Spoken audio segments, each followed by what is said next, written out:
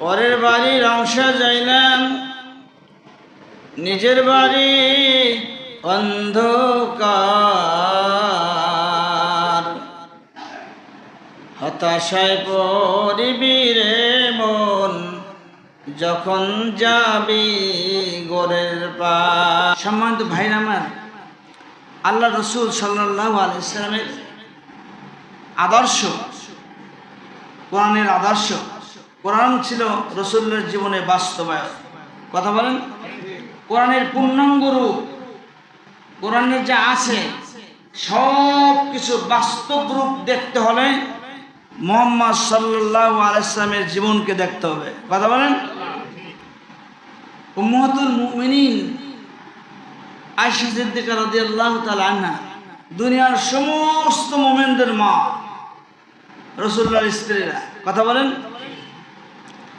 এর মধ্যে আয়েশা সিদ্দিকা রাদিয়াল্লাহু তাআলা আনহা, সিদ্দিক আকবর রাদিয়াল্লাহু তাআলা আনহু, তার আরেকজন বন্ধু ওমর ইবনুল খাত্তাব রাদিয়াল্লাহু তাআলা আনহু, এই দুইজনে বিনয়মনত চিত্তে, বিনয়মনত মস্তিষ্কে উম্মাহাতুল মুমিনিন আয়েশা সিদ্দিকা রাদিয়াল্লাহু তাআলা আনহাকে জিজ্ঞেস করলো, যে আম্মু, রসুলের জীবনটা কেমন ছিল? তিনি একটু ধমকের সাথে বললেন, কেন আমাকে জিজ্ঞেস করছেন? কেন আপনারা কি কোরআনুল কারীম পড়েন নাই? সিদ্দিক আকবর রাদিয়াল্লাহু তাআলা আনহু বলেন, কোরআনুল কারীম পড়েছি। আয়েশা সিদ্দিকা রাদিয়াল্লাহু তাআলা আনহা বলেন, আব্বা, কোরআনুল কারীম যদি পড়ে থাকেন আমার কাছে রসুলের জীবন সম্পর্কে জিজ্ঞেস করতে নাই। কোরআন শরীফ যা আছে রসুলের জীবনে হুবহু তাই আছে। কোরআনের যদি বাস্তব রূপ দেখতে চান, রসুলের জীবনটা দেখেন।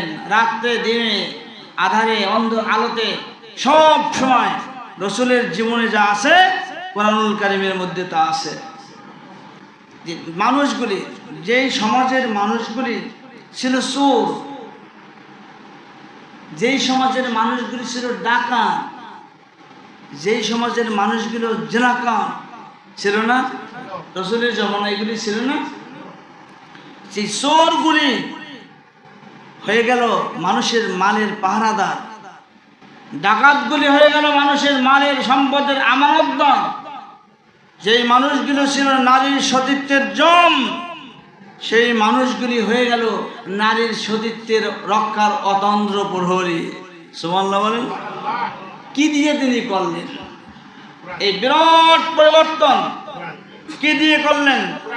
আমি যদি বলতে যাই, আরেকটা ছোট্ট উদাহরণ দেই।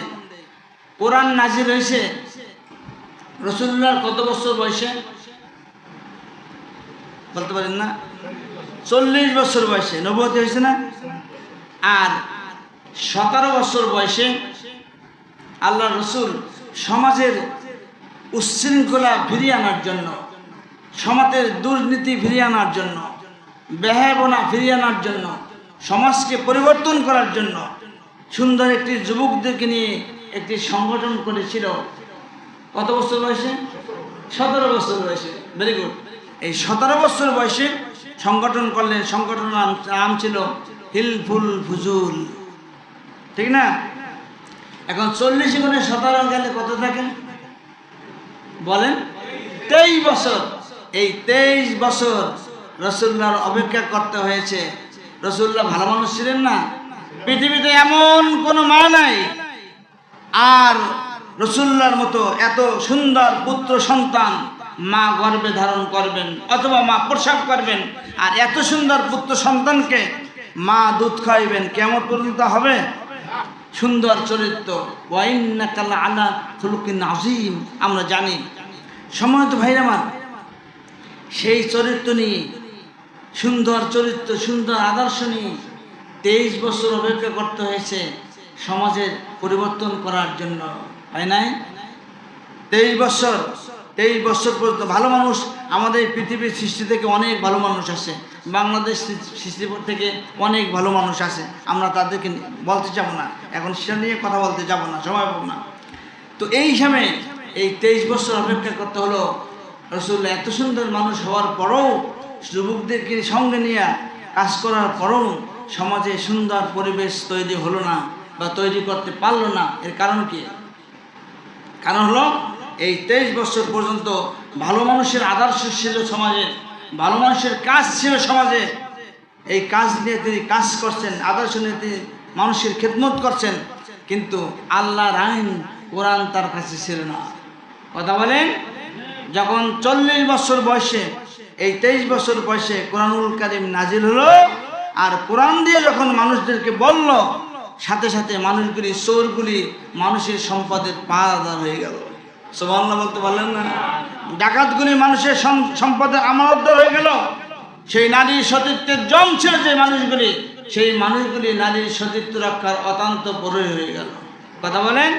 সেই কোরআন তো আমাদের মাঝে এখনো আছে। কথা বলেন, আছে না? আপনি আমার ভাষা বুঝেন? ভাষা বুঝেন? সেই কোরআন আমাদের মাঝে এখনো আছে। সেই কোরআন থেকে আমরা দূরে সরে গেছি বিধায় আমাদের সমাজে ব্যয়াপনা, উচ্ছৃঙ্খলা, দখলদারি ইত্যাদি কাজে ভরপুর হয়ে গেছে। যদি কোরআন নিয়ে আমরা চলতাম তাহলে আমাদের সমাজে এই দুর্নীতি থাকতো না।